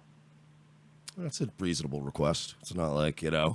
It's not like you're saying take the whole show down, or you know what I mean? That's a reasonable request. I'm sure you guys have screwed up and said some things and edited it out yourselves. It's part of the game. I will say this. We have screwed up and said things. I don't know if we've ever written it out. Yeah, we tend to let it fly. I mean, because we've never actually put anybody in danger. Yeah, we don't do that. If we did That's that, true. we would definitely be like, all right, dial that Yeah, we back, are very careful with names and phone numbers and stuff like that, because we do understand that there is a semblance of privacy, and not everybody is in the business of radio or whatever, and that makes sense. And again, I agree with you.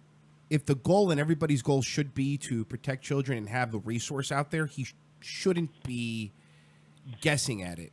That's that's a little. I understand he's trying to get clicks. Everyone's trying to get clicks, but at some point, you don't want to potentially ruin one of the few people that's actually in the business helping by doing that. I mean, in the chess game, right now, NT's about the king on the chessboard, and heaven forbid that this movement, lose his participation for whatever reason. It would be absolutely traumatizing. I mean, look, we've put blinds in there, but it's for a reason. It's not for a gossipy reason. NT's got two parts to his site, or two aspects. One is the Hollywood gossip aspect, and he's great at that, I'm sure. I'm not an expert on it, but it seems like that. And the other aspect is people are giving, not just us, but there's a lot of people like that just haven't made a film and people don't know who they are, who are trying to put things out there to achieve a solution. Not to gossip, not to get him clicks, not to be personally fulfilled because they see a story and they go, oh, I gave NT the blind. But specifically, in our case, there's certain things where, look, if you're a victim out there, if you know a victim well, if you have specifics, our DM feeds are open on Twitter. Contact us. There's a reason why those get cast out there. There's something that we know about and we know very well and we're very close to. And the reason they get put out there is so that people can guess who the predators are very easily and know that we're close and we're looking for more information and hopefully come to us so that we can get them exposed. So there's a point. There's there's like the fun side of Crazy Days and Nights, and then there's like the serious side. Right. And it's important to understand that and understand that NT's anonymity is the most important thing, in the whole movement against child molesters in Hollywood. Absolutely. And, so you can say, who was the guy he guessed? No, I'm kidding. It was a joke. No, I just want to say again, though, we really, just from the bottom of our hearts, we really respect what you and, of course, and what NT do. It's a thankless job, and it's not fun. It's like you said, nobody's doing it for clicks. No. We've talked about it on this show many times before that we want to see legitimate change, policy change, actual systemic change in how specifically child acting and stuff like that is handled. We've discussed it on the show before. There's like this methodical separation from the kid, from their parents. And it just all seems like very, there's a whole machine built around this. And we just want to break the machine. Yeah, and Shane Dawson is an example of, like you were talking about, Shane Dawson did a whole segment on an open secret. I think he got it off of a pirated version on YouTube before we even made it public. Wow. And he did a whole segment about it. He's clearly committed to this too. And look, somebody set him up, and frankly, he ran probably what was a master class in crisis management. He handled it perfectly. Twitter, of course, they put up their Twitter moments, and we said something, and look, we have 9,000 followers on Twitter. We're not big. There were 500 retweets and 3,000 likes, and Dawson replied to it, and that got 1,000 retweets and 5,000 likes. And then when Twitter's setting up their moments, it's like they set up all the negative stuff that has 10 retweets and 20 likes, and they don't include any of the people that actually have factual information to defend the guy that have hundreds of retweets and thousands of likes. So it is a little crazy in that way. Well, it's kind of like we saw the video that Project Veritas put out in there. They do that. They manually manipulate the system. They shadow ban. They push things down that people don't want. They don't want people to see. It's and again, they have every right to. They're a private company. They could do whatever they want, but they can't pretend like they're this moral beacon on some things, but on other things they bury it down because, hypothetically speaking, Viacom buys ads on them. You know what I mean? It's disingenuous. It's definitely more sensational to say that, oh, he's accused of this, and okay, the Twitter moments go up because there's an algorithm and it picks certain things, but then you want to continue with the story, and the algorithm needs to continue to see what other things come out because it would make it more balanced, or in fact, the good would actually overwhelm the bad, and then it would be a fair representation. But it's not. They stop at the sensational, which in this case happened to be totally wrong, for their own purposes of generating views and clicks, and it's definitely wrong. And in this case, it's about the most wrong thing that you could do is take a huge advocate with a huge platform who's been crusading against this stuff and who's a victim himself of being molested when he's a child, and he's said that publicly before, and try to turn him into something else. It makes absolute the very sense. thing he's fighting against. Yeah. No, absolutely. I know you guys got to go to break and all that, and I don't know if you guys had any more questions for me or anything. Just what else do you want us to get out there right now? Like as far as what do you promote? An open secret on Twitter. Obviously, the video itself is up on Vimeo, right? Because you don't want to get it taken down. Makes sense. Smart man. And You guys will be joining them on Vimeo soon. Yeah, probably. Might as well point. at this point because YouTube's not fucking cutting any checks anymore either. Yeah. So, we might as well just leave the platform. But, Gabe Hoffman from an Open Secret, and you have an open invite anytime. And I know we have discussed in the future having you back on when, I know you're working on something, and you said that, when the time comes, you would be, wanting some platforms to get on. You are welcome in studio always, of course, as well. Well, thanks so much. It's always much better just, to be in studio. Frankly, it's easier for somebody like me because just the personal contact and you see people and you have a better conversation. I mean, my gosh, when I was on Alex Jones for and he just kept going at it, and it was like an hour, and I'm like, I mean, with Alex, it was like, felt like running the gauntlet, but you get a better thing when you're in person, and trust me, there'll be a time in the next couple of months where I'm basically in hiding, and I'll be happy to travel up there and be with you in person to discuss, all the things that we've broken, because there are some very big things that we're working on, and the people in the know kind of know what they are and all that. Thank you so much, Gabe, for joining us. We really do appreciate it. No, thank you. Take care. Appreciate Take you guys. care. You guys are soldiers in the war. And I know that you guys are comedians by trade, and you self-deprecate a little bit, and you might say that you're pawns or whatever. You know what? Every single person who's willing to commit time, even if it's just retweeting things, even if it's just actually, instead of just being an idiot and clicking and retweeting, looks at a story and understands what it is and understands what a problem is presented and so on and so forth. Every bit of time that any individual spends trying to expose this issue is worthwhile, welcome, and appreciated, whether it's you guys or Alex Jones or anybody else. Thanks, man. We really do appreciate that. We're excited to have you in studio. Take care. Have Thanks. a great Bye. day. Bye-bye. Gabe Hoffman, ladies All and right, gentlemen. quick from an show. Open We go to Secret. break. We're going to run late today. 'Cause Yeah, we're doing Daddy- this magic Daddy- is happening today. And Daddy needs a ciggy bad. So patreon.com/We're Not Sorry. If you like what you heard, that's the way you could help us, because YouTube is throttling. Or you could do one time on the paypal.me /We're Not Sorry. So we're going to go to break. We will be right back with a bunch of MagicGate stuff. You guys are hopefully going to like it. Revenge of the Sis. The most exciting 2 hours of television is back with an all-new Revenge of the Sis. As Royce and Mersch continue to track an international deep state pedophile ring, their journey to the nation's capital is put on hold as Orlando's best police cops receive a cryptic message from an old colleague. It's a message from my old partner. He needs to see us in Los Angeles right now. Says it's related to our case. Do you trust him? As much as I trust you, partner. What's to know then? A detour from their original investigation finds these no-nonsense detectives in the middle of Hollywood. Thanks for meeting me. We can't talk long. They're probably following me. Who's following you? The Podesta brothers. They've got eyes everywhere, Lopez. Now trapped between deep state globalists and the Hollywood elite, Lopez and Mersch are on the case. They're no longer avenging Orlando. They're saving America. And this week, they're taking on Pedowood. I've been working this case.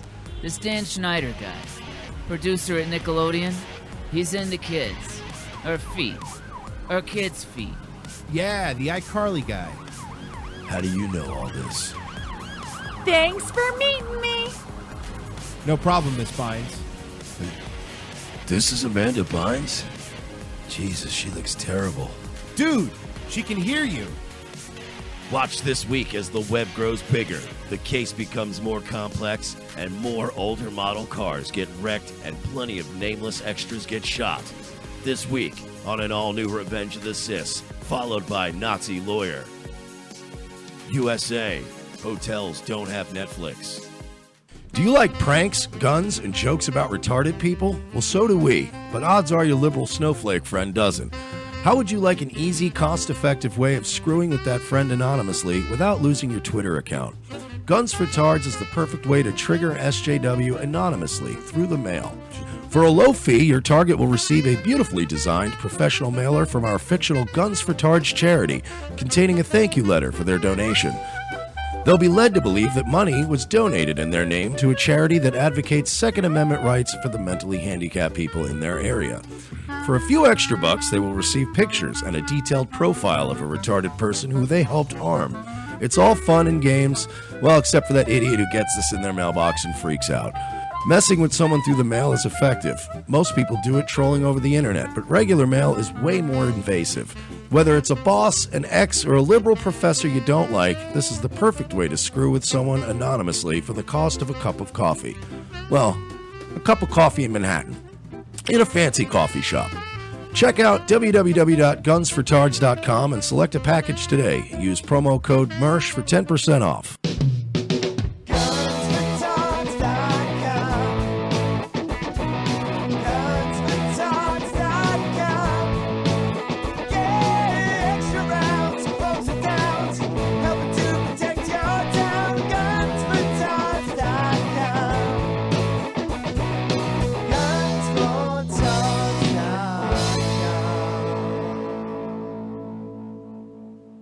Hey guys, it's Mersh and Royce here, and we would like to take a moment to shill like the unprincipled whores that we are. Thank you all for making Revenge of the Sis one of the fastest growing podcasts out there. Having such outspoken, passionate fans spreading the word about our show makes the work that we do that much more rewarding. You can help us continue growing by doing the following things. Become a direct contributor by going to patreon.com/we're-not-sorry. You can choose a one-time donation or recurring one. Every penny helps. It helps us produce quality programming we bring you every week. Also, please subscribe on YouTube, iTunes, and make sure you leave a review on iTunes. All three of these things are extremely important and help us in the court of public perception. And most importantly, tell a friend about Revenge of the Sis. Sure, you probably can't tell your normie boss or your significant other's blue-pilled mom, but everyone knows a person who would like our show. Tell that person about us and help us make a new fan. Seriously, don't be a dick, get us some clicks. And please follow our wonderful friends at Facebook, the Mad American Network, the Unapologetic Canadian, Social Justice Warriors, and you can always find us hanging out in the Spaced Right group on Facebook. Once again, from the bottom of our cold black hearts, thank you for supporting us and making this such an amazing experience. Ladies and gentlemen, we can rebuild him. We have the technology. We can make him better than he was before. Better, stronger, faster. A new night, a new time. The Sully Show returns to More Like Radio, Tuesdays, 7:30 p.m. Eastern before Dutch and Royce. Tuesday nights will never be the same. If you weren't able to catch the last Hippo Juice show, here's what you probably missed. Anita Pedman. That sounds fake. Fine. Anita Smith, an administrative assistant, altered records to pocket $75. Wait, I know Padme. She was actually Queen Amidala. They're the same people? Yeah.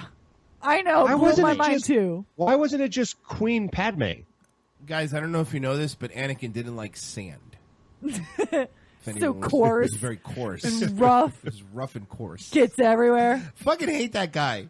He was probably bitter because he tried to fuck Queen I haven't Amidala. thought about that awful dialogue. I know, dude. Since Watch I watched it the first Again, time. though. I feel like I blocked it out. You block it out. I block it out, and the fact that you brought it up just It's so bad, right? Are you serious? Out of all 8 and then the side movies, that's the only thing I remember from Star Wars. Is the Oh, sand? really? Oh, that's funny. Like, nothing else matters except for maybe credits will do fine. Oh, Except, she does that all the credits time. will do fine. But, yes. No, they won't. Really, seriously, watch the dialogue. Guess what I have? Watch the dialogue. I don't like sand. Oh, God. Don't do that.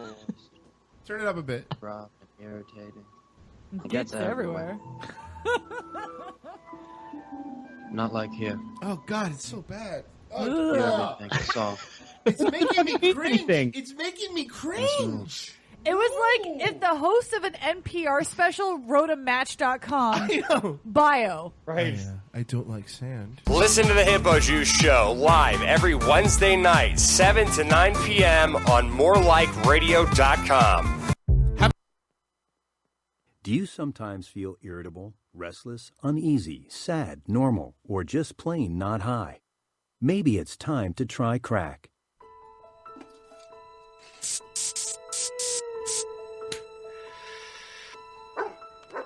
Crack may cause shivers, night terrors, gay for pay, heart palpitations, homicidal paranoia, or the sensation that you're on fire. Peeing blood and seeing friends' faces as talking skeletons are possible side effects of crack. People who use crack may also experience 5 to 7 years in prison where brutal raping may occur. If you experience one or more of these side effects, consult your dealer. You may need more crack. Crack. Isn't it time you see what all the fuss is about?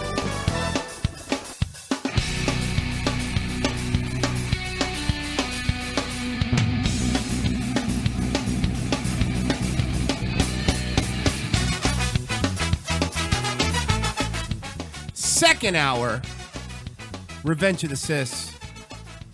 Thanks for joining us. We took a late break today because we had the wonderful Gabe Hoffman on. What a great guest he from was. An Open Secret, which is on Vimeo right now. You can watch the entire thing. I recommend you do. It'll give you a nice little background of what we're trying to stop in Hollywood. You know, considering how much Gabe Hoffman and those guys do, he's a pretty humble dude. You know, like he's certainly not fucking great radio voice, tooting his own horn. You know what I mean? So definitely love Gabe Hoffman. That guy's great. Well, we're gonna go late today, guys. I'm just letting you know. So I hope you got beverages and you peed and everything during the break. Mike started doing some investigating here. Now, Mike, you want to take over while I'll pull this up here? Yeah, that's fine. Here it is. I'm not going to take credit for this. This is something that's been going on. A couple people have covered it. Breitbart did a little thing about it, but it's mostly Medicare, Jim, Mr. Medicare. He did some stuff about it. It's really only like in the YouTube community right now, but I can't take credit for this. This was actually Jeremy at you want to see him on Twitter? It's at Unsleeved Media. Give you guys a little background. Jeremy is a very, very well-known, large presence in the Magic the Gathering community. For those of you who aren't familiar, Magic the Gathering is a card game. It's like a tournament-style card game. I was a Yu-Gi-Oh kid. Well, that's why you didn't get diddled. That's what I went unmolested. Yeah, exactly. Nobody wants a fucking kid who plays Yu-Gi-Oh. But that hurts. You know that hurts, right? Well, this is why we're not journalists, folks. No, we're not. So Jeremy is a guy who runs a YouTube channel. He is definitely known in the Magic the Gathering community. He's a big presence. He's got a very successful channel. A lot of people watch his show. And it was very apolitical for the most part. He just does a show that covers news regarding Magic the Gathering.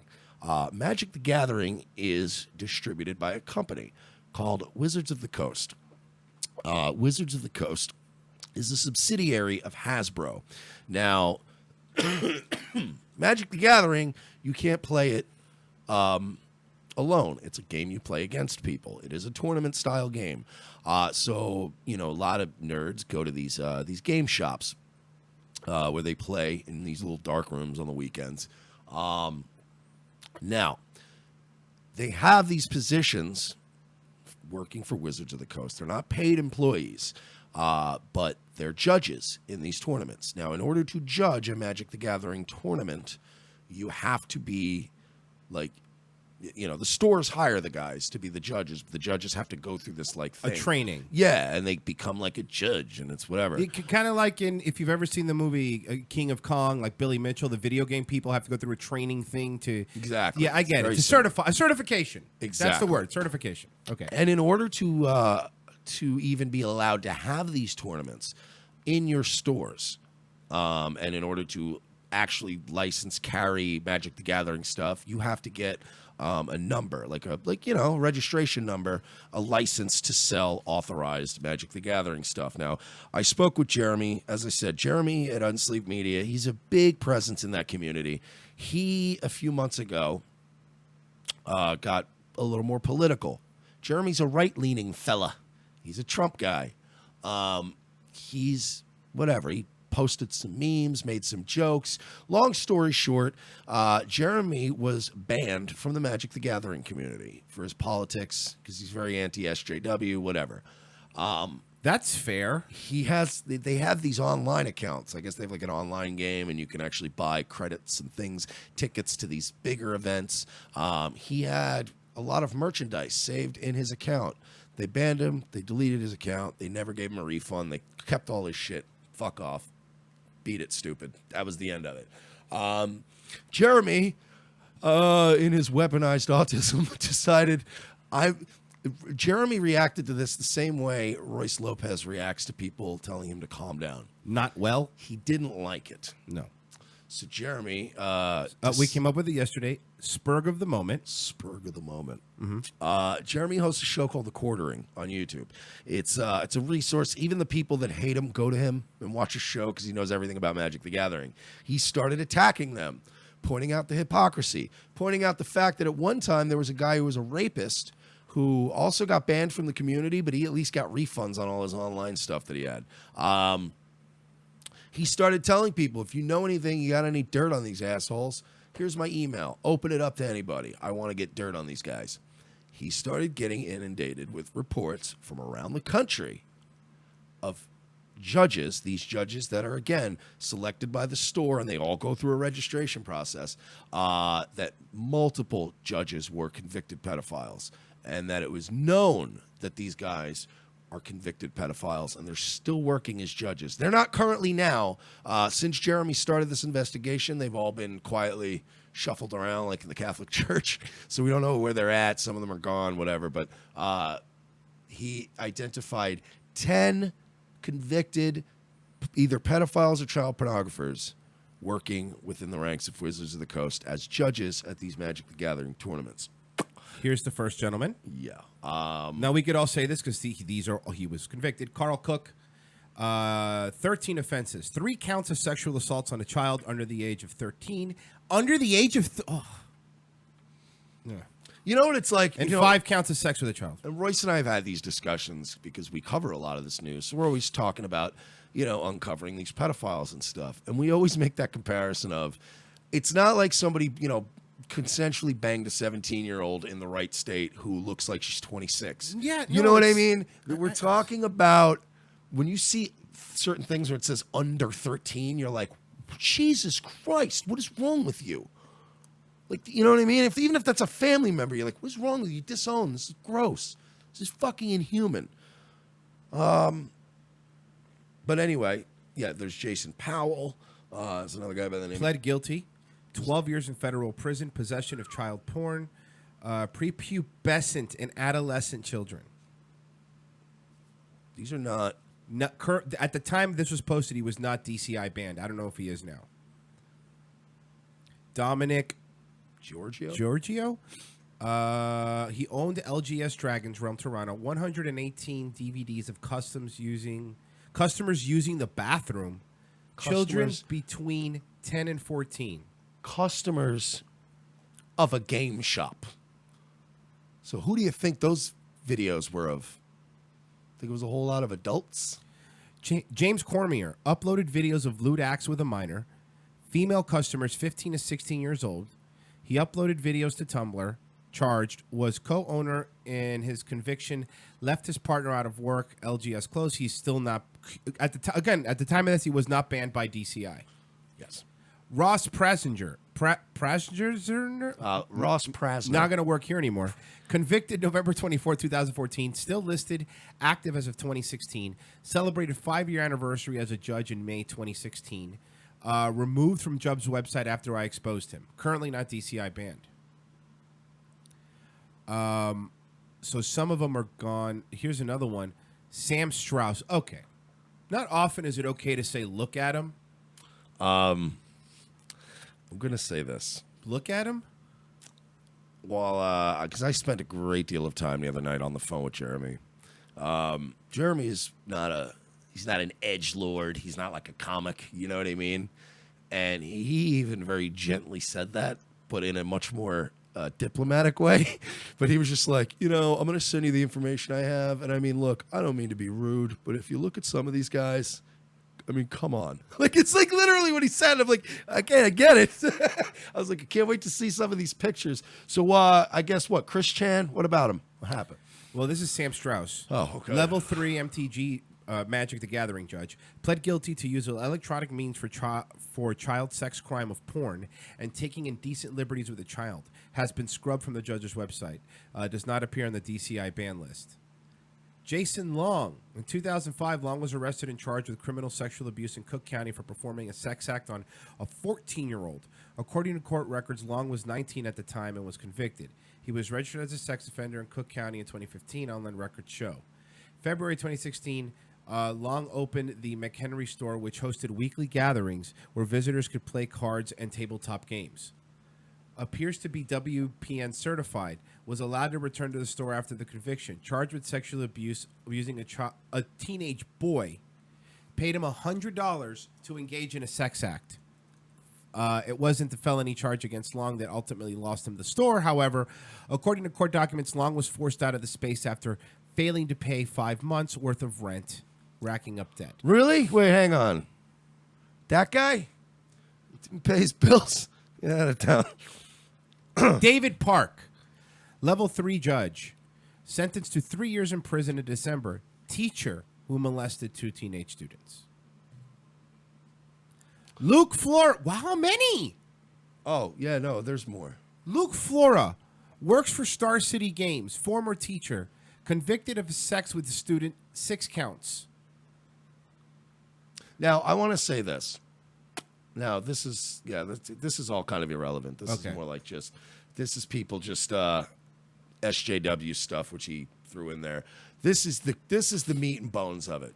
Okay, you got 10 people identified as, in some cases, prolific child abusers. As I said earlier, these stores, in order to get licensed and actually be a Wizards of the Coast authorized retailer, they have to fill out a form. And in that form, they have to send in pictures of their store, floor plans, a show we're worthy of being a place where you can have your tournaments and your fucking official stuff. Hasbro is, again, the owner of Wizards of the Coast. Is a woman by the name of Elaine Chase, has released a statement saying that they don't have any knowledge of any pedophiles or anything like that working in the organization. Their get around is the reason they don't know is because they're not doing background checks. This entire thing is fueled because Jeremy wants Hasbro to demand Wizards of the Coast require background checks for Magic the Gathering judges. There's a Mexican standoff going on right now over background checks to be around children. And there's he does it because it costs money? I'm glad you asked that question, Royce. Okay. I spoke with Jeremy, and Jeremy has offered to. So would you say Jeremy spoken? Jeremy spoke. Kicked out of the Magic the Gathering tournaments, and now he's all alone. Gonna catch some pedophiles. Jeremy made it very clear to me. Look, I've seen a subscription base. I've seen, the money. Jeremy's doing all right. Mm-hmm. Jeremy has offered to pay out of his own pocket. He set up a company. I don't know the name of the company, but he set up a deal with an online company. He can do background checks like that. $5 a pop. He said he'll even crowdfund the money he can't come up with. Jeremy has put his money where his mouth is. He wants Hasbro and Wizards of the Coast to simply require background checks on the same form that a store has to submit and say, hey, we're good enough to sell Magic the Gathering. All he wants them to do is add one line to the requirement form and say, have you not even actually run the background checks yourselves, but at least have a form for liability reasons and say, did you run some background checks? And they're refusing to do it. And the crux of this is now, why? Why are they, if it's not going to cost them anything and it's not going to be a problem, what other reason would they have to not want to require background checks at Wizards of the Coast, at these organized kids game card tournaments? Does that seem a little weird? You would think it's like, you can't even become an Uber driver without getting a background check, and you're never gonna be around children because it's 18 and over the app. So, and again, their excuse, I believe, Wizards of the Coast goes, well, the judges, they work for, they're, licensed, whatever, rated by us, but the stores handle all that stuff. No. You can't have your cake and eat it too, guys. You either have to, if you want to license stuff, that's the thing. They want to profit. They want to profit off the license to make money, but they don't want any backlash because, hey, how about this? Here, I'll tell you something. A fun story. When I was younger, when my grandparents moved here, my grandfather came and he started an air conditioning company, right? Then, the company went to my dad, and then I was like, man, I'm going to get my AC license. So I came up and I did a test, to get my HVAC license. I got it. And even for that, before they give it to you, they make you go in, and I'm only selling air conditioning, by the way. That's all I did. They make you get a background check, and they take your fingerprints just to eat that work. That the same goes if you get a roofing license, a plumbing license, anything like that. So you're telling me that the HVAC industry has a tighter background check than the fucking people that work with children? Well, that is where it starts to get hazy. It seems to me, and according to Jeremy, this Elaine Chase is lying about the policies publicly. She's implying that they already have some sort of system in place, but they have literally no system in place that governs or oversees these guys that creep around these game shops on the weekend. And I do want to point out, Jeremy pointed out as well, there is a group called Channel Fireball. They are the group, I guess, within Wizards of the Coast, or maybe they're not, it's a separate group. They're in charge of the actual competitive Magic the Gathering tournaments, the pro stuff. What you would consider the pros of Magic the Gathering. They play in this thing called Channel Fireball, which is that's an organization that handles all the on the books. If you want to play ranked games and actually be like a cool guy, well, let's don't be play fair. Magic the Gathering. Yeah, that was going to say.